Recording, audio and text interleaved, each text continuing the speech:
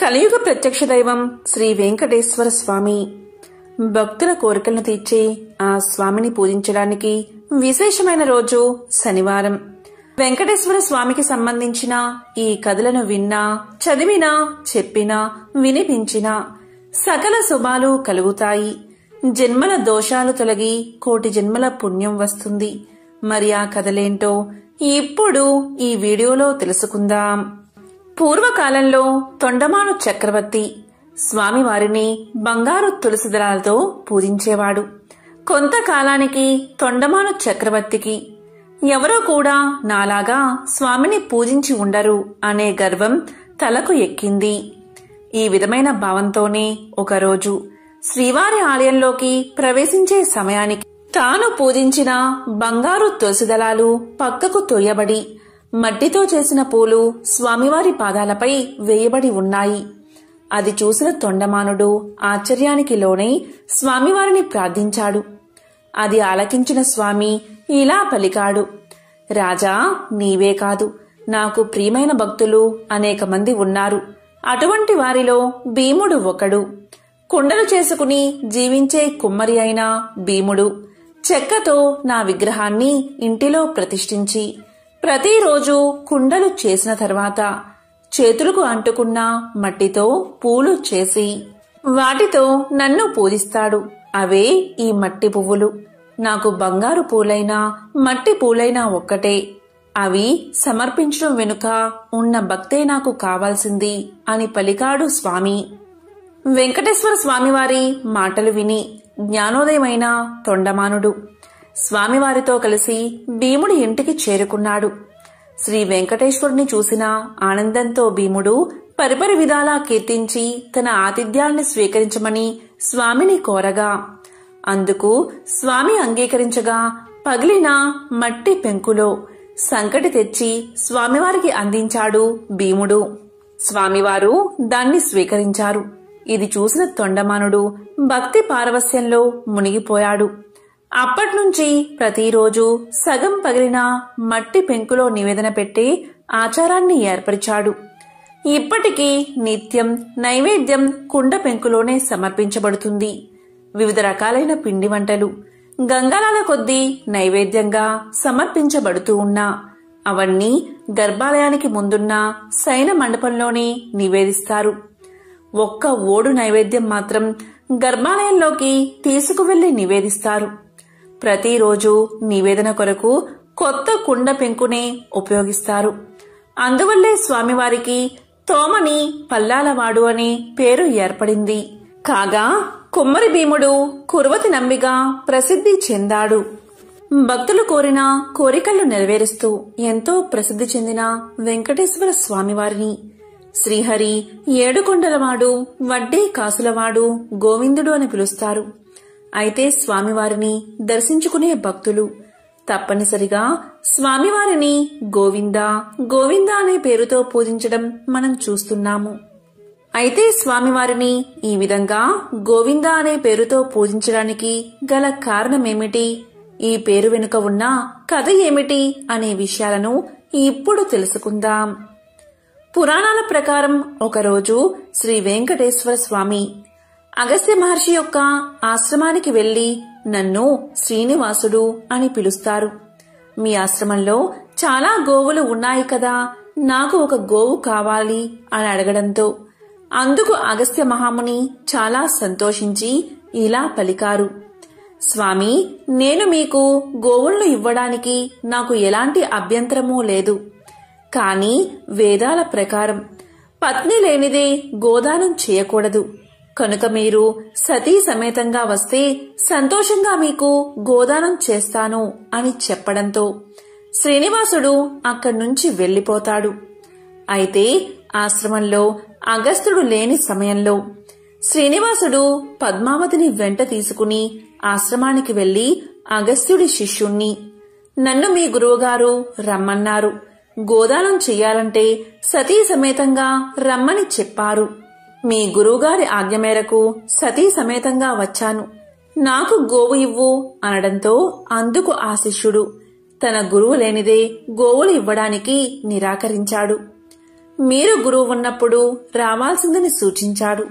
ఈ మాట విన్న శ్రీనివాసుడు ఎంతో కోపంతో తిరుమల కొండవైపు నడుచుకుంటూ వెళ్లసాగాడు. అప్పుడే ఆ సమయానికి ఆశ్రమానికి వచ్చిన అగస్త్యుడితో శిష్యులు జరిగిందంతా చెప్పగా, దాంతో అగస్త్యుడు తన శిష్యులతో పాటు మరికొంతమందిని గోవును తీసుకుని శ్రీనివాసుడి దగ్గరికి బయలుదేరతాడు. ఆ సమయంలో స్వామిని కొంత దూరం నుంచి చూసిన అగస్త్యుడు స్వామి అని పిలిచినా అప్పటికీ స్వామివారు కోపంతో అతని మాటలు పట్టించుకోలేదు. ఈ క్రమంలోనే మళ్లీ అగస్త్యుడు గోవా ఇందా అని చెబుతాడు. గోవా అంటే ఆవు, ఇందా అంటే ఇదిగో అని అర్థం. అలా గోవిందా అని పిలవడంతో ఆ పేరు గోవిందగా మారి స్వామివారిని గోవింద నామస్మరణ చేస్తూ భక్తులు పూజిస్తున్నారు. తిరుమలలో పూసిన ప్రతి పువ్వు స్వామి పాదాల చింతకు చేరాలి అనుకుంటుంది. శ్రీవారి తోమాల సేవలో మురవాలి అనుకుంటుంది. స్వామి గుండెలపై ఒదిగిపోవాలి అనుకుంటుంది. శ్రీవారి సొగసైన ముఖంపై గెడ్డం మీద పచ్చ కర్పూరాన్ని ఎందుకు అద్దుతారు?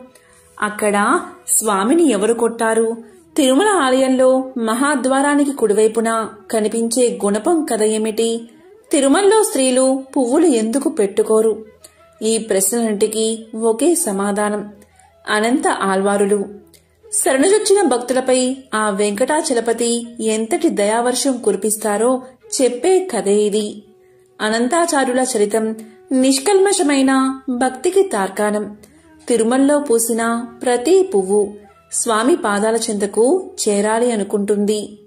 ఇలాగే స్వామి సేవలో తరించి ఆయన పాదాల మీద రాలిన గొప్ప భాగవోత్తముడు అనంత ఆళ్వారులు. అనంత ఆళ్వారుల గురించి తెలుసుకోవడం అంటే భక్తులపై శ్రీనివాసుడి అనంతమైన ప్రేమ, వాత్సల్యం గురించి తెలుసుకోవడమే. శ్రీరంగంలో భగవత్ రామానుజుల శిష్యులే అనంతాచార్యులు. ఒకనాడు రామానుజులు అనుగ్రహ భాషణం చేస్తూ తిరుమలలో అలంకార ప్రియుడైన శ్రీనివాసుడికి పుష్ప కైంకర్యాలు సక్రమంగా జరగడం లేదని ఆవేదన వ్యక్తం చేశారు. కాని దట్టమైన అడవులు, క్రూర మృగాలు, విషసర్పాలు సంచరించే శేషాచల కొండల్లో ఎవరు ఉండగలరు? అక్కడ చెరువు తవ్వి బృందావనం తయారు చేసి పుష్పసేవ ఎవరు చేస్తారు? ఈ విధంగా గురువు రామానుజుల మనసులోని బాధను అర్థం చేసుకున్న శిష్యుడైన అనంతాచార్యుడు తాను వెళ్లి వెంకటాచలపతికి పుష్ప కైంకర్యాలు సమర్పిస్తాను అన్నారు. గురువుగారికిచ్చిన మాట ప్రకారం గర్భవతి అయిన భార్యను తీసుకుని తిరుమలకు చేరారు అనంత ఆళ్వారులు. రావడంతోనే పూలతోట పనులు ప్రారంభించారు. అనంత ఆచార్యుల వేదానికి స్వేదానికి శ్రీవారు కదిలిపోయాడు, కరిగిపోయాడు. భార్యతో కలిసి చెరువు తవ్వుతున్న బక్కపల్చిని అనంతాచార్యుల దగ్గరకు సాక్షాత్తు శ్రీనివాసుడే ఒక బాలుడి రూపంలో వచ్చాడు. నీకు నేను సహాయం చేస్తాను అన్నాడు. కాని పసిబాలుడితో పని చేయించుకోవడం ఏమిటి అని అనంతాచార్యుల వారు వద్దని వారించారు. బాలుడు ఎంత బతిమాలినా వద్దన్నారు. కాని అనంత ఆచార్యులకు తెలియకుండా ఆయన భార్యకు చెరువు తవ్వడంలో సాయం చేస్తూ ఉన్నాడు ఆ బాలుడు. ఆ దృశ్యం చూసిన అనంత ఆచార్యులకు కోపం కట్టలు తెంచుకుంటుంది. సాయం వద్దని చెప్పినా ఎందుకు చేస్తున్నావంటూ బాలుణ్ణి తరుముతారు. పట్టరాని కోపంతో బాలుడిపై గుణపం విసురుతారు. మర్నాడు పుష్ప కైంకర్యం కోసం ఆనంద నిలయానికి వెళ్లిన అనంత ఆళ్వారు స్వామి గడ్డం నుంచి రక్తం రావడాన్ని గమనించి బాలుడి రూపంలో వచ్చింది శ్రీవారే అని గ్రహించి తల్లడిల్లిపోయారు. వెంటనే వెంకటనాథుడి గడ్డానికి పచ్చ కర్పూరాన్ని అద్దుతారు. ఇప్పటికీ ఈ ఆచారం తిరుమలలో కొనసాగుతుందని చెబుతారు. అలా తిరుమల ఆలయంలో నిత్యం పుష్ప కైంకర్యం చేసిన పరమభక్తుడే అనంత ఆళ్వారు. తిరుమలలో స్వామివారికి నిత్యం పూలు సమర్పించి సేవ చేసుకునే భాగ్యం పొందిన తొలి భక్తుడే అనంత ఆళ్వారు. గురు రామానుజుల ఆదేశాలతో శ్రీవారికి పుష్ప కైంకర్య విధానాన్ని అమలు చేసింది అనంత ఆచార్యులే.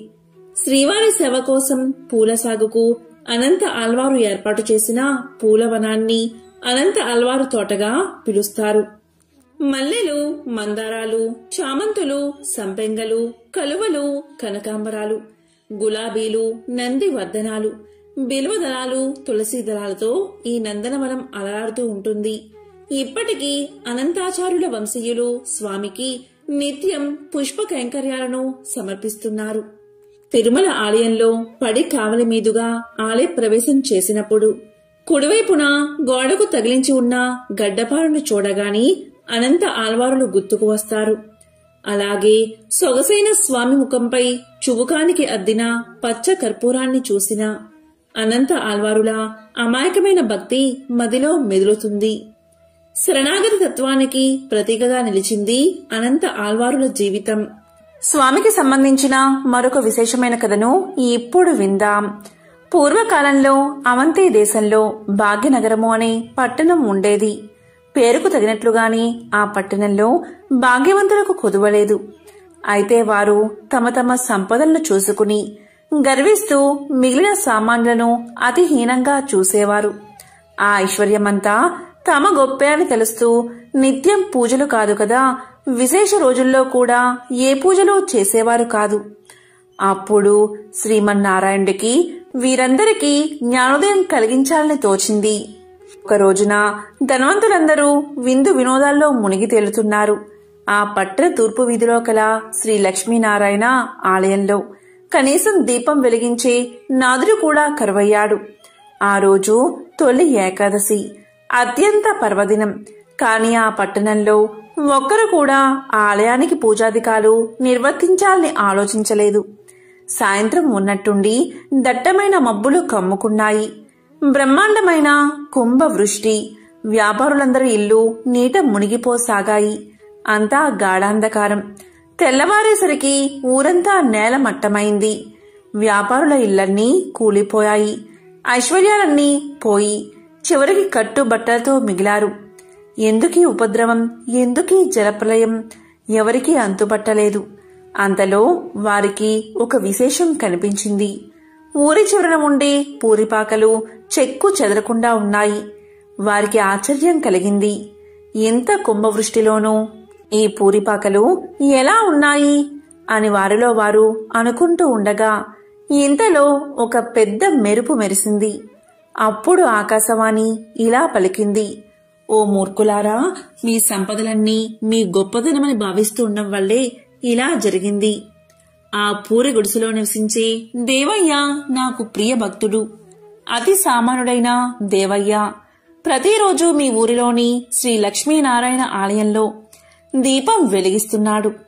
అంతేకాక ప్రతి ఏకాదశి నాడు తనకు వీలున్నంతలో శ్రీ వెంకటేశ్వర వ్రతకల్పాన్ని నిర్వర్తిస్తున్నాడు. ఆ వ్రత ఫలితంగాని తనతో పాటు ఆ గుడిసెలోని వారందరూ రక్షించబడ్డారు. మీరందరూ కూడా ఆ వ్రతం ఆచరిస్తే మీ ఐశ్వర్యాలను తిరిగి పొందగలరు అని వినిపించింది. వెంటనే వారందరూ ఆ ఆలయానికి వెళ్లి తక్షణమే అందరూ తలొక పనికి పూనుకుని శ్రీ వెంకటేశ్వర వ్రతకల్పాన్ని ఆచరించారు. ఆ వ్రత ఫలితంగా అందరి గృహాలు పూర్వరూపంలో కనిపించాయి. అది మొదలుగా ఆ వర్తకులందరూ శ్రీవారి భక్తులై ప్రతి ఏకాదశి నాడు శ్రీ వెంకటేశ్వర వ్రతకల్పాన్ని ఆచరిస్తూ బతికి ఉన్నంతకాలం సుఖ సౌభాగ్యాలతో ఉండి చివరికి ముక్తిని పొందారు అని శ్రీ వశిష్ఠుల వారు వివరించారు. కలియుగానికి చాలా పూర్వం సమస్త ఋషులు కలిసి కశ్యప మహర్షి నేతృత్వంలో సమాజ శ్రేయస్సు కోసం ఒక గొప్ప యాగాన్ని అంటే మహాయజ్ఞాన్ని చెయ్యాలని సంకల్పిస్తారు. ఇది మహాయజ్ఞం కావడంతో త్రిమూర్తులలో ఒకరిని ముఖ్య అతిథిగా ఆహ్వానించాలని ఋషులు భావిస్తారు. ఈ సమయంలో నారద మహర్షి తన ప్రయాణ సమయంలో భూమిపైకి వచ్చి ఋషులు చెయ్యబోయే మహాయజ్ఞం గురించి తెలుసుకుంటాడు. అప్పుడు నారదుడు ఇలా పలుకుతాడు, ఓ మహారుషులారా, ఈ యాగంతో మీరు ఎవరిని సంతోష పెట్టబోతున్నారు? మీరు పవిత్రమైన త్రిమూర్తులలో అత్యంత ఉన్నతమైన వ్యక్తిని సంతోష పెట్టబోతున్నారా? పవిత్ర త్రిమూర్తులలో ఎవరు పరమేశ్వరుడు అన్న ప్రశ్నకు ఋషులు అయోమయానికి లోనవుతారు. దీంతో వారు త్రిమూర్తులలో ఉన్నతమైన వ్యక్తిని యాగానికి ఆహ్వానించాలని తలపోస్తారు. లోక కళ్యాణం కోసం యజ్ఞం తలపెట్టిన మహర్షులు త్రిమూర్తులలో గొప్పవారెవరో నిర్ణయించమని భృగు మహర్షిని పంపుతారు. అరికాలిలో నేత్రం కారణంగా తనకు గల శక్తి పట్ల గర్వితుడై ఉన్న భృగు మహర్షి తొలుత సత్యలోకానికి చేరుకుంటాడు.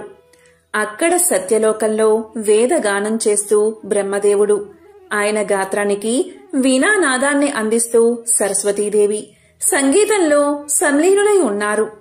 ఆలు మగలిద్దరూ ఒకే అనుభూతిలో లయించి ఉండగా ఆ అనునాదం అనంతమై విస్తరించింది. భృగువు రాక వారిని ఆటంకపరచలేదు. దాంతో వారు ఆయన రాకకి స్పందించలేదు. దీంతో కోపగించిన భృగువు బ్రహ్మకు భూలోకంలో ఆలయాలు ఉండవని శపిస్తాడు. ఇక అక్కడ్నుంచి కైలాసానికి వెళ్తాడు. కైలాసంలో శివ పార్వతులు నాట్యంలో లీనమై ఉన్నారు. ఆది దంపతులతో పాటు గణపతి, కుమారస్వామి సహితంగా నంది, భృంగి, రుద్రగణాలు ఆ పారవస్యంలో ఉన్నారు. ఇక్కడ కూడా భృగు మహర్షికి స్వాగత సత్కారాలు లభించలేదు. పార్వతీ పరమేశ్వరులు తాళం తప్పకుండా చేస్తున్న నాట్యం సర్వ సృష్టికి శృతి లయలు అయ్యింది. అహంకారం లేకుండా ఉండి ఉంటే భృగు మహర్షి ఆదిదేవుడు నాట్యమాపి తన్ని పలకరించే వరకు సహజంగా భక్తిగా వేచి ఉండేవాడు. కాని భృగువుకి అదనపు శక్తి ఉంది. దాని తాలూకు అహంకారం కూడా ఉంది. కాబట్టి భక్తుడు భగవంతుడి కోసం వేచి ఉండం కాదు, భగవంతుడే భక్తుడి రాక కోసం మెలకువతో ఉండాలి అనుకున్నాడు. దాంతో ఆగ్రహాన్ని నిగ్రహించుకోలేక లింగాకృతికే తప్ప పరమేశ్వరుడి రూపానికి అచ్చెళ్లు ఉండరాదని శపించాడు భృగువు. అక్కడ్నుంచి వైకుంఠానికి చేరుకున్నాడు. అక్కడ లక్ష్మీనారాయణులు చదరంగ వినోదంలో తల మునకలై ఉన్నారు. సత్యలోకంలో బ్రహ్మ సరస్వతుల హృదయాలు సంగీత భరితమైతే కైలాసంలో శివ పార్వతుల తనువులు నాట్యగతిలో లయించి ఉన్నాయి. వైకుంఠంలో లక్ష్మీ విష్ణువుల మేధస్సు పరంగా చదరంగ క్రీడలో మునిగి ఉన్నారు. సృష్టి స్థితి లయకారులం కదా అని త్రిమూర్తుల్లో ఎవరూ ఇల్లాలితో గడపడానికి సమయం లేదు, సమయం లేకుండా ఉన్నాం అనలేదు, అనుకోలేదు. క్రీడా వినోదంలో మునిగి ఉన్న శ్రీహరి శ్రీదేవులను చూశాడు భృగువు. అప్పటికే ఆగ్రహం హద్దులు దాటి ఉంది. కాలెత్తి మహావిష్ణువు వక్షస్థలంపై ఒక్క తన్ను తన్నాడు. గుండెలపై తన్నిన బిడ్డని చూసిన తండ్రిలా శాంతంగా చిరునవ్వు నవ్వాడు శ్రీహరి. భృగువుని బుజ్జగిస్తూ అతిథి సత్కారాలతో ఆర్ఘ్యపాద్యాలు సమర్పిస్తూ భృగువు అరికాలిలోని నేత్రాన్ని చిరిమేశాడు. అప్పటికి కాని భృగు మహర్షికి తలకెక్కిన అహంకారం మహమ్మారి దిగిపోలేదు. చేసిన తప్పిదాలు తెలిసి రాలేదు. పోగొట్టుకున్న తపశ్శక్తి నష్టం అర్థం కాలేదు. దాంతో దిమ్మ తిరిగి వాస్తవంలోకి వచ్చి పడ్డాడు భృగువు. దుఃఖిస్తూ శ్రీహరి పాదాలపై పడ్డాడు. ఆ పైన పశ్చాత్తాపంతో తపోవనానికి తరలిపోయాడు. అతన్ని ఆశీర్వదించి తిరిగి చూసిన శ్రీహరికి ఎదురుగా శోకమూర్తి అయి శ్రీలక్ష్మి నిలిచి ఉంది. తన నివాస స్థానమైన మహావిష్ణువు వక్షస్థలంపై తన్నిన భృగువుని విష్ణువు శిక్షించకుండా సమాదరించి పంపినందుకు ఆ తల్లి అవమానం చెందింది. అనునయించబోయిన శ్రీమన్నారాయణుడికి శ్రీదేవి శోకాసూలే సమాధానం చెప్పాయి. బాధాతప్తమై ఆ ఇల్లాలు కన్నీటితో భర్తని విడిచిపోయింది. సిరి తనతో ఉన్నప్పుడు సర్వ సంపదలతో వైభవమూర్తి విలసిల్లిన శ్రీమన్నారాయణుడు సిరిదేవి విడిచి వెళ్లడంతో దరిద్ర నారాయణుడై అడవులు పట్టిపోయాడు. గుక్కెడు పాలకి పుట్టలో ఉండి పొదుగు వదిలిన గోమాత పుణ్యాన కడుపు నింపుకున్నాడు. దేశ దిమ్మరిలా తిరుగుతూ వకులమాలని చేరినప్పుడు సైతం ఎవరు నాయనా నీవు అంటే ఏ పేరుని చెప్పను, ఏ పేరుతో పిలిచినా పలుకుతాను, ఏ ఊరని చెప్పను, అన్ని ఊళ్ళూ నావే, సిరి నుండే తల్లి ఇప్పుడు తొలగిపోయింది అంటాడు. ఆ తల్లి జాలిపడుతూ అంతే నాయనా లోకరీతి, భాగ్యమున్నంతకాలం అందరూ గౌరవిస్తారు, కలిమి కోల్పోయిన నాడు అన్నీ కోల్పోయినట్టే అంటూ కన్నబిడ్డను ఆదరించినట్లు ఆదరిస్తుంది. ఆశ్రమవాసి అయి వరహమూర్తి అనుమతి పొంది ఆశ్రితుడై జీవిస్తూ ఆకాశరాజ పుత్రి పద్మావతిని పరిణమాడాలి అనుకుంటే పైసలేవి? పెళ్లి చేసుకునేందుకు వడ్డీకి అప్పు తీసుకోవాల్సి వచ్చింది. ఒకప్పుడు సిరి సంపదలకి నెలవైనవాడు. కలకంట కంట కన్నీరొలికితే అదే పరిస్థితి. శ్రీ వెంకటేశ్వర స్వామికి సంబంధించిన ఒక విశేషమైన కథను ఇప్పుడు విందాం. పూర్వకాలంలో మగధ సామ్రాజ్యంలో విష్ణు చిత్తుడు అని శ్రీవారి ప్రియభక్తుడు ఉండేవాడు. అతనికి 9 మంది స్త్రీ సంతానం కలిగారు. ఎంతో పాండిత్యం ఉన్నా మిక్కిలి పేదరికంతో బాధపడుతున్నాడు విష్ణు చిత్తుడు. విష్ణు చిత్తుని భార్య తారామతి. ఎల్లప్పుడూ ఆమె శ్రీమన్నారాయణ్ణి ప్రార్థిస్తూ ఉండేది. అప్పుడప్పుడు వివాహాది శుభకార్యాల పౌరోహిత్య కార్యక్రమంలో దక్షిణగా వచ్చే కొద్ది సొమ్ముతో ఎంతో కష్టాలు పడుతూ కాపురం సాగిస్తున్నారు ఆ దంపతులు. కుమార్తెలకు యుక్త వయసు వచ్చింది. తారామతికి ఎప్పుడూ వీరి వివాహం ఎలా జరిపించాలా అనే చింతగా ఉండేది. ఆ శ్రీనివాసుణ్ణి ప్రార్థిస్తూ కాలం గడుపుతూ ఉండేది తారామతి. ఓ శ్రీనివాస భక్తులారా, ఆశ్రిత జనరక్షకుడైన శ్రీ వెంకటేశ్వర స్వామివారికి తన భక్తులన్నా అపార ప్రేమాని మనందరికీ తెలిసిందే కదా. ఇలా ఉండగా ఒకరోజు ఉదయం ఒక వృద్ధ బ్రాహ్మణుడు విష్ణుచిత్తుని ఇంటి తలుపు తట్టాడు. అయ్యా, నేను వంగదేశపు వాసిని. ఒక యజ్ఞం నిమిత్తం వెళుతూ దారి మధ్యలో ఈ దేశానికి చేరుకున్నాను. దయచేసి ఈ ఒక్కరోజు మీ ఇంట్లో ఉండనిస్తే తిరిగి రేపు ఉదయమే వెళ్లిపోతాను అని విష్ణుచిత్తుణ్ణి అర్థించాడు. అందుకు విష్ణుచిత్తులు ఇలా పలికాడు. స్వామి, అంతకు మించిన అదృష్టం మాకేముంటుంది? అతిథి సాక్షాత్తు శ్రీమన్నారాయణుడితో సమానమని మన పురాణాలు ఘోషిస్తున్నాయి కదా. తమరు ఎటువంటి సంకోచం లేకుండా మా ఇంట్లో తప్పక ఉండవలసింది అని ఆ ముసలి బ్రాహ్మణుణ్ణి లోపలికి తీసుకువచ్చి సపరిచర్యలు చేశాడు. ఆ రోజు మధ్యాహ్నం భోజనం చేసిన తర్వాత ఆ వృద్ధ బ్రాహ్మణుడు తారామతితో ఇలా అంటాడు. ఏమమ్మా, దిగాలుగా ఉన్నావు? ఏమిటి నీ బాధ? ఏమీ సంకోచించకుండా చెప్పు అన్నాడు. అప్పుడు తారామతి ఇలా అంటుంది. స్వామి, తమరు మహా తపస్సంపన్నులు. తేజస్సులో సాక్షాత్తు ఆ వైకుంఠ వాసుని మాదిరిగా ఉన్నారు. మీ వద్ద దాచేదేముంది? నా మనోవ్యదంతా నా పుత్రికల వివాహం గురించే అని విన్నవించుకుంది. అంతటా ఆ విప్రోత్తముడు చిరునవ్వు నవ్వి ఇలా అన్నాడు. తల్లి, నీ బాధ నేను గ్రహించాను. నీ కష్టాలన్నీ తొలగిపోయి కుమార్తెలకు శుభప్రదంగా వివాహం అవ్వడానికి ఒక అద్భుత వ్రతాన్ని నీకు తెలియచేస్తాను. ఆ వ్రతాన్ని ఆచరిస్తే మీ కష్టాలు పటాపంచలైపోతాయి. శ్రీ వెంకటేశ్వర వ్రతము అనే వ్రతం మిక్కిలి సులభతరం అని చెప్పి ఆ వ్రత విధానమంతా ఆ దంపతులకు వివరించాడు. అంతటా విష్ణుచిత్తుడు ఇలా పలికాడు. స్వామి, మహా సంతోషం.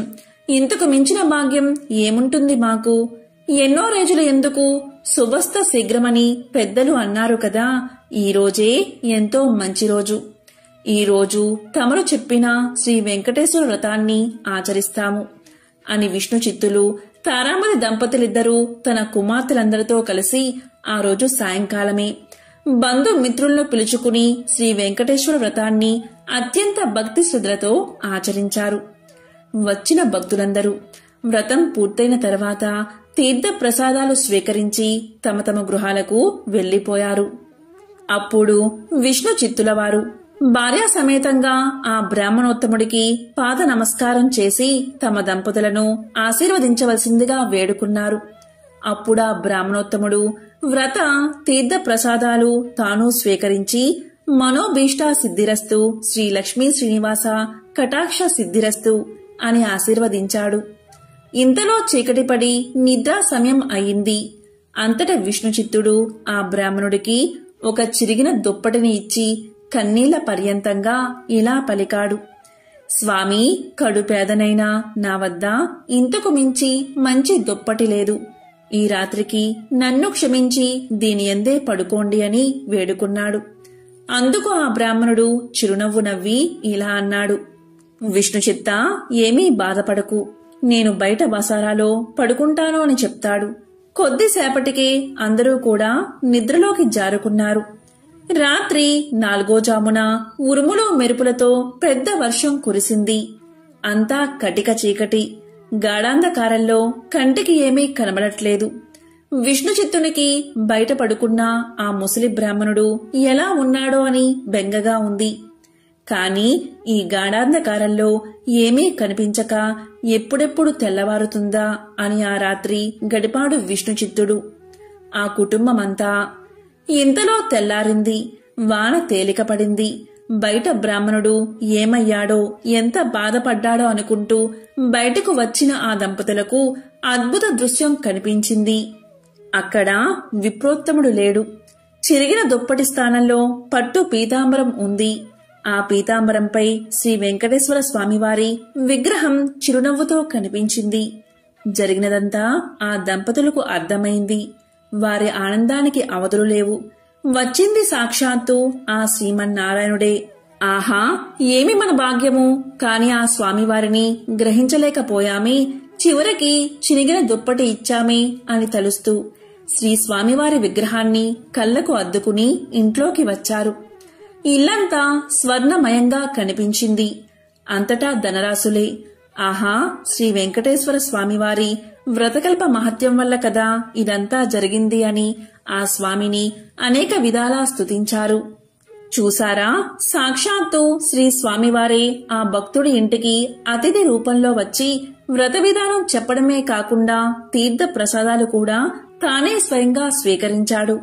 శ్రీ స్వామివారు అంతటి కరుణామయుడు. ఎవరైతే భక్తి శ్రద్ధలతో ఈ వ్రతాన్ని ఆచరిస్తారో వారింటికి తానే స్వయంగా ఏదో రూపంలో తప్పక వస్తాడు.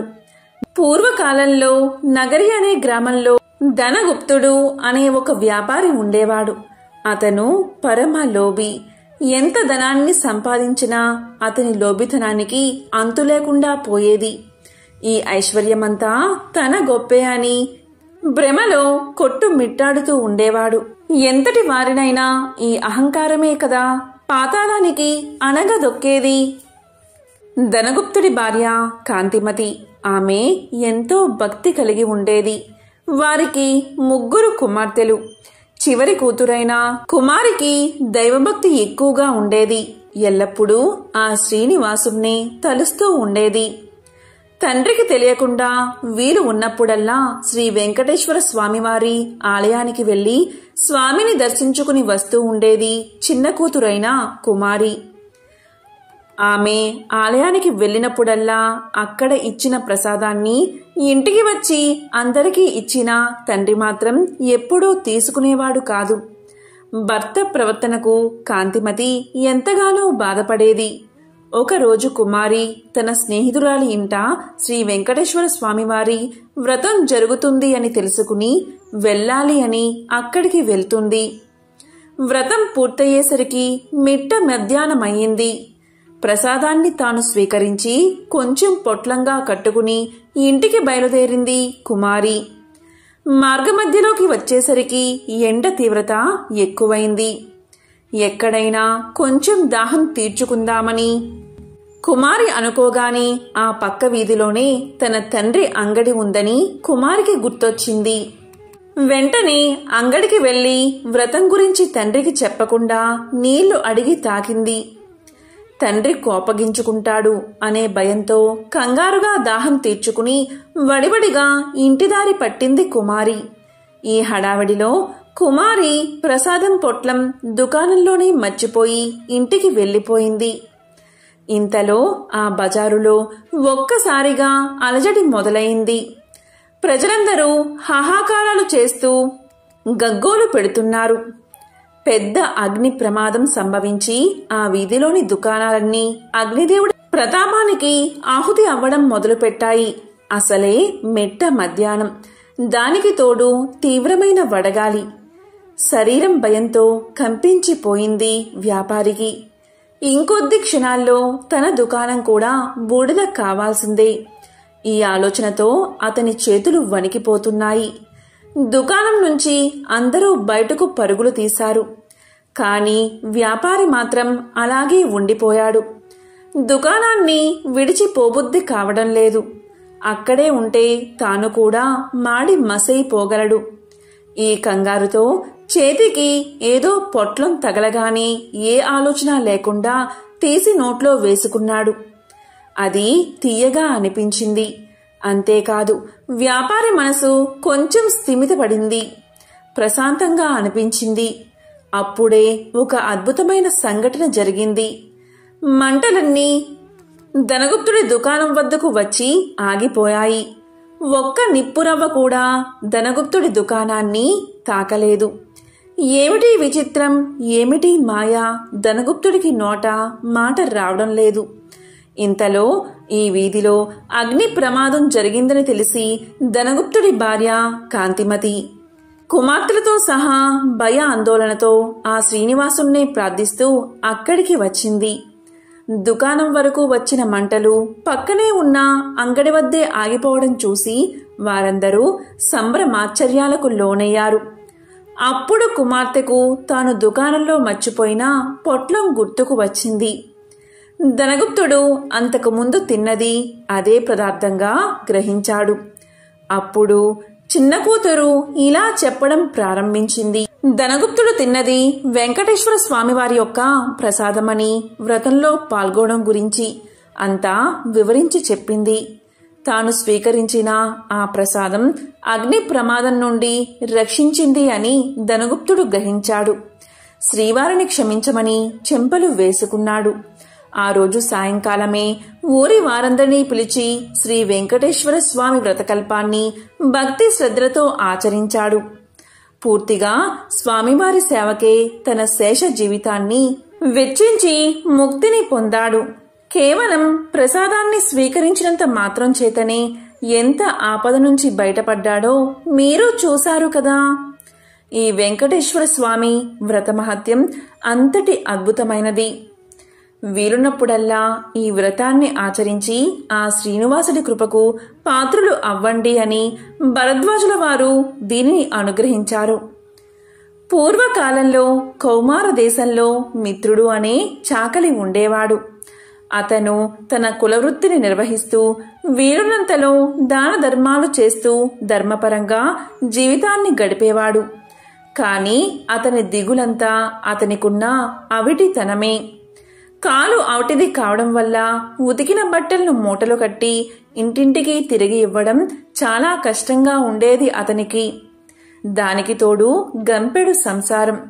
కష్టపడకపోతే పూట గడవదు. ఎల్లప్పుడూ ఆ చాకలివాడు శ్రీనివాసుణ్ణి ప్రార్థిస్తూ ఉండేవాడు. ఏదో ఒక రోజున ఆ స్వామి తన్ని కరుణించకుండా పోతాడా అనే నమ్మకంతో జీవితం గడిపేవాడు. భక్త సులభుడైన ఆ శ్రీమన్నారాయణుడు ఇదంతా గమనిస్తూనే ఉన్నాడు. ఎవరికైనా వారి పూర్వజన్మ కర్మ నివృత్తి అయ్యే సమయానికి శ్రీనివాసుడే ఏదో ఒక రూపంలో వచ్చి తన భక్తులను తప్పకుండా ఆదుకుంటాడు. ఒకరోజు సాయంకాలం ఎప్పటిలాగే మిత్రుడు చాకిరేవి నుండి బట్టల మూటతో తిరిగి వస్తున్నాడు. మార్గమధ్యలో అతనికి ఒక ముసలి బ్రాహ్మణుడు కనిపించాడు. సహజంగానే భక్తి శ్రద్ధలు కలవాడు అవడం వల్ల మిత్రుడు భుజం మీద మూటను కిందకు పెట్టి ఆ బ్రాహ్మణుడికి నమస్కారం చేశాడు. అప్పుడు ఆ విప్రోత్తముడు ఇలా పలికాడు, ఎంతో బాధపడుతున్నావు. నీ బాధ చూడ్డానికే నాకు చాలా కష్టంగా ఉంది. నువ్వెంత కష్టపడుతున్నావో కదా అని అడిగాడు. అప్పుడు మిత్రుడు ఇలా అన్నాడు, స్వామి, మీరు ఎవరో కాని మహానుభావుల్లాగా ఉన్నారు. నాది గంపెడు సంసారం. ఆ సంసార భారం చేత నాకు ఈ పని చేయడం తప్పడం లేదు. ఈ అవటితనం పోయే మార్గం ఏదైనా ఉంటే సెలవు ఇవ్వండి అని విన్నవించుకున్నాడు. అప్పుడు ఆ ముసలి బ్రాహ్మణుడు ఇలా చెప్పాడు, నాయనా, తప్పకుండా చెబుతాను. సావధానంగా విను. నీ అవటితనం పోవడమే కాకుండా నీకు అష్ట ఐశ్వర్యాలు కలిగే వ్రతం ఒకటి ఉంది. దాన్ని ఆచరించిన మరుక్షణమే నీకు 1000 వరహాలు లభిస్తాయి. అయితే ఒక్క షరతు, అందులో సగం నాకు సమర్పించాలి. రేపు మళ్ళీ ఇదే సమయానికి ఇక్కడికి వస్తాను అని చెప్పాడు ఆ బ్రాహ్మణుడు. అప్పుడు చాకలివాడు ఇలా పలికాడు, స్వామి, ఇంతకు మించిన మహాభాగ్యం ఏముంటుంది? ఆ వ్రతమేదో ఏ రోజు ఆచరించాలో సెలవియ్యండి అని ప్రార్థించగా బ్రాహ్మణుడు శ్రీ వెంకటేశ్వర వ్రతకల్పాన్ని వివరంగా చెప్పాడు. అప్పుడు మిత్రుడు రెట్టించిన ఉత్సాహంతో ఇంటికి వచ్చి ఈ విషయం గురించి భార్యకు చెప్పి ఇరుగు పొరుగుల వారిని ఆహ్వానించి వెంకటేశ్వర స్వామి వ్రతాన్ని ఆచరించి తీర్థ ప్రసాదాలు తాను స్వీకరించి వచ్చిన వారందరికీ పెట్టాడు. ఇంతలో ఇంటి బయట ఏదో కోలాహలం వినబడింది. మిత్రుడి కుమారుడు ఇంటి బయట నుంచి పరుగు పరుగున వచ్చి, నానా, రాజుగారి భటులు మీకోసం వచ్చారు. రాజుగారు మీకు కట్న కానుకలు పంపించారట అని పలికాడు. వెంటనే రాజభటులు వచ్చి మిత్రుడితో ఇలా అన్నారు, రాజుగారి ఆస్థానంలో నిన్ను చాకలిగా నియమించారు అని చెప్పి 1000 వరహాలు బహుమానంగా ఇచ్చారు. 1000 వరహాల మూట పెట్టి 1 వారం లోపల వచ్చి రాజుగారి కొలువులో చేరవలసింది అని తెలియచేశారు. మిత్రుడి ఆనందానికి అవధులు లేవు. వారం దాకా ఎందుకు, రేపే వెళ్తాను అని మూటాముళ్ళు సర్దుకుని మరుసటి రోజు తెల్లవారుజామునే ప్రయాణం కట్టాడు. ఆ ఆనందంలో ఆ ముసలి బ్రాహ్మడి సంగతే మర్చిపోయాడు. మార్గమధ్యలో గుర్తుకు రాగా 1 నెల తర్వాత కలవచ్చులే అనుకున్నాడు చాకలి. వెళ్ళి రాజుగారి ఆస్థానంలో చేరాడు. రోజులు నెలలు గడిచిపోతున్నాయి. ఆ బ్రాహ్మడికి ఇచ్చిన మాట పూర్తిగా మర్చిపోయాడు. అప్పుడు బ్రాహ్మణ రూపంలో వచ్చిన ఆ స్వామివారికి కోపం వచ్చింది. మానవ నైజం ఇంతే అనుకున్నారు. స్వామివారు తన మహత్యాన్ని చూపించాలి అని నిర్ణయించుకున్నారు. మరుసటి రోజే రాజుగారి ఆస్థానంలోని రాణిగారి నగలు మాయమయ్యాయి.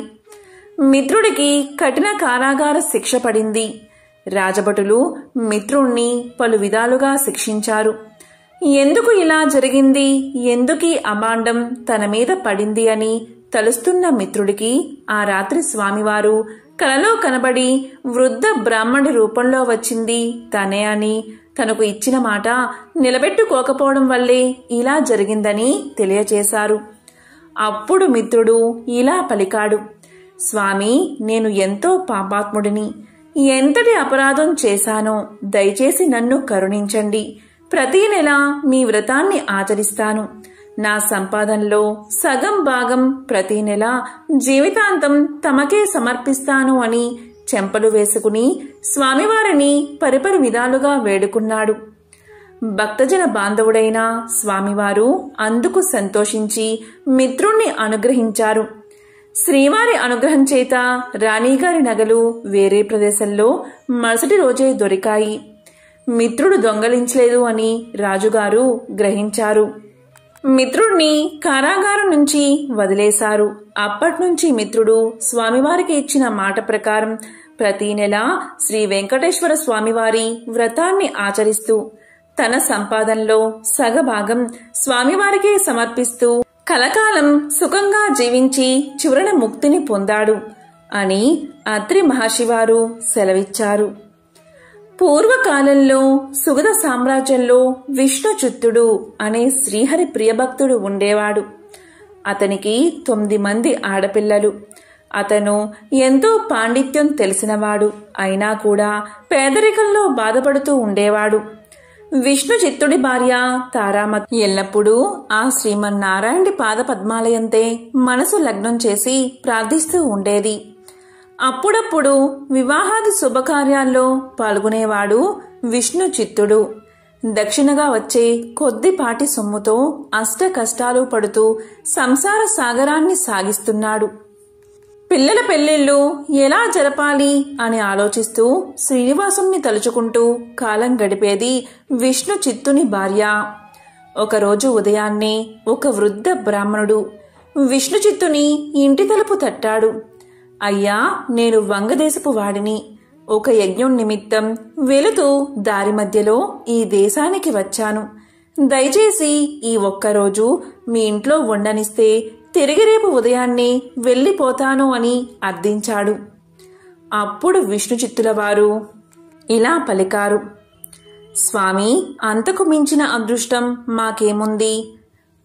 తమరు ఎటువంటి సంకోచమూ లేకుండా మా ఇంటిలో ఉండండి అని ఆ వృద్ధ బ్రాహ్మణుణ్ణి లోపలికి తీసుకువచ్చి సపరి చర్యలు చేశాడు. వృద్ధ బ్రాహ్మణుడు విష్ణుచిత్తుడి భార్యను చూసి ఇలా అన్నాడు, ఏమమ్మా అలా ఉన్నావు? ఏమిటి నీ దిగులు? నాకు చెప్పు అన్నాడు. అప్పుడు తారామతి ఇలా పలికింది, స్వామి, మీరు చూస్తే తేజో సంపన్నులాగా ఉన్నారు. నాకు చింత ఏమీ లేదు. కేవలం నా బాధ అంతా నా బిడ్డల వివాహం గురించి మాత్రమే అని విన్నవించింది. అప్పుడు వృద్ధ బ్రాహ్మణుడు ఇలా పలికాడు, నీ కష్టాలన్నీ తొలగి నీ కుమార్తెలకు శుభప్రదంగా వివాహం కలగడానికి ఒక అద్భుతమైన వ్రతాన్ని చెప్తాను. ఆ వ్రతాన్ని ఆచరించడం వల్ల మీ కష్టాలన్నీ తొలగిపోయి భోగ భాగ్యాలతో తులతూగుతారు. శ్రీ వెంకటేశ్వర స్వామివారి వ్రతం ఎంతో సులభతరం అని వ్రత విధానాన్ని మొత్తం ఆ దంపతులకు వివరించి చెప్పాడు. అప్పుడు విష్ణుచిత్తుడు సంతోషించి ఇలా పలికాడు, స్వామి, మహా సంతోషం. ఇంతకు మించిన మహాభాగ్యం మాకు ఏముంటుంది? ఎన్నో రోజులు ఎందుకు, శుభస్థ శీఘ్రం అని అన్నారు కదా మన పెద్దలు. ఈరోజే శనివారం. ఎంతో శుభమైన ఈ రోజు తమరు సెలవిచ్చిన శ్రీ వెంకటేశ్వర స్వామివారి వ్రతాన్ని ఆచరిస్తాము అని విష్ణుచిత్తుల దంపతులు తమ కుమార్తె అందరితో కలిసి ఆ రోజు సాయంకాలమే బంధుమిత్రులను ఆహ్వానించి శ్రీ వెంకటేశ్వర స్వామివారి వ్రతాన్ని అత్యంత భక్తి శ్రద్ధలతో ఆచరించారు. వచ్చిన భక్తులందరూ వ్రతం పూర్తయిన తర్వాత తీర్థ ప్రసాదాలు స్వీకరించి తమ తమ గృహాలకు వెళ్లిపోయారు. అప్పుడు విష్ణుచిత్తుల వారు భార్యాసమేతంగా ఆ వృద్ధ బ్రాహ్మణుడుకు పాద సత్కార్యాలు గావించి తమ దంపతులను ఆశీర్వదించవలసిందిగా కోరుకున్నారు. ప్రసాదాలు తాము కూడా స్వీకరించారు. ఆ బ్రాహ్మణుడు కూడా ఆ వ్రత ఫల నైవేద్యాలను స్వీకరించి మనోభీష్ట ఫల సిద్ధిరస్తు అని పలికాడు. శ్రీ లక్ష్మీ శ్రీనివాస కటాక్ష సిద్ధిరస్తు అని ఆశీర్వదించాడు. ఇంతలో చీకటి పడి నిద్ర సమయమైంది. అప్పుడు విష్ణుచిత్తుడు బ్రాహ్మణుడికి ఒక చిరిగిన దుప్పటిని ఇచ్చి కన్నీళ్లు పర్యంతమై ఏడ్చి ఇలా పలికాడు, స్వామి, కడు పేదవాడైన నేను, నా వద్ద ఇంతకు మించి మంచి దుప్పటి లేదు. ఈ రాత్రికి నన్ను క్షమించి దీనియందే విశ్రమించవలసింది అని వేడుకున్నాడు. అందుకు ఆ బ్రాహ్మణుడితో వృద్ధ బ్రాహ్మణుడు ఇలా పలికాడు, నీవు ఏమీ చింతించవద్దు అని చెప్పి తన బయట వసారాలో పడుకుంటాను అని చెప్పాడు. కొద్దిసేపటికి అందరూ నిద్రలోకి జారుకున్నారు.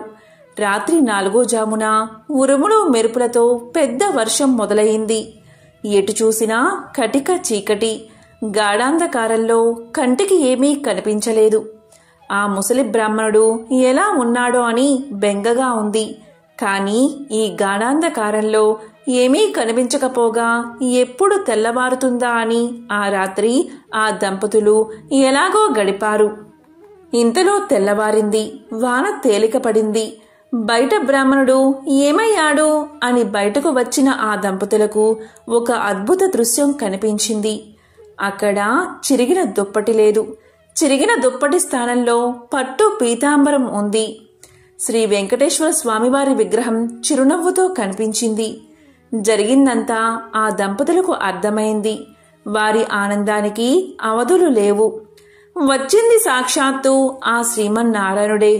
ఆహా, ఏమి మన భాగ్యము! ఎన్నో జన్మల పుణ్యఫలం. కాని మనం ఆ స్వామివారిని గ్రహించలేకపోయాం. చివరికి చిరిగిన దుప్పటి ఇచ్చాము అని తలుస్తూ ఆ స్వామివారి విగ్రహాన్ని కళ్ళకు అద్దుకుని ఇంట్లోకి తీసుకువచ్చారు.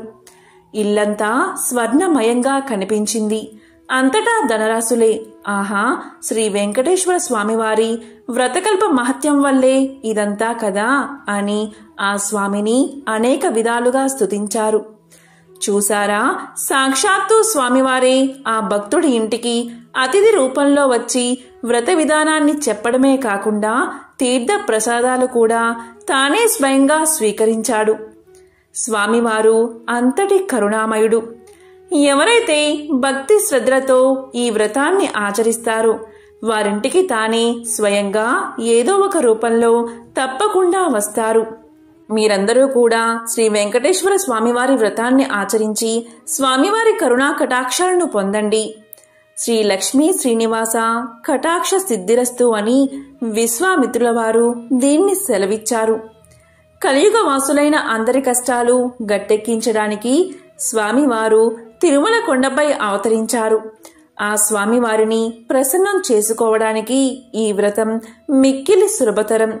ఈ వ్రతాన్ని భక్తి శ్రద్ధలతో ఆచరించేవారు సకల సౌభాగ్యాలను పొందుతారు. ఎంతో పవిత్రమైన విశేషమైన ఈ కథను ఈ రోజు విన్నా, చదివినా, చెప్పినా, వినిపించినా సకల శుభాలు కలుగుతాయి. ఆ శ్రీనివాసుడి అనుగ్రహం తప్పకుండా మీకు కలుగుతుంది. ఓం నమో వెంకటేశాయ. ఓం నమో నారాయణాయ.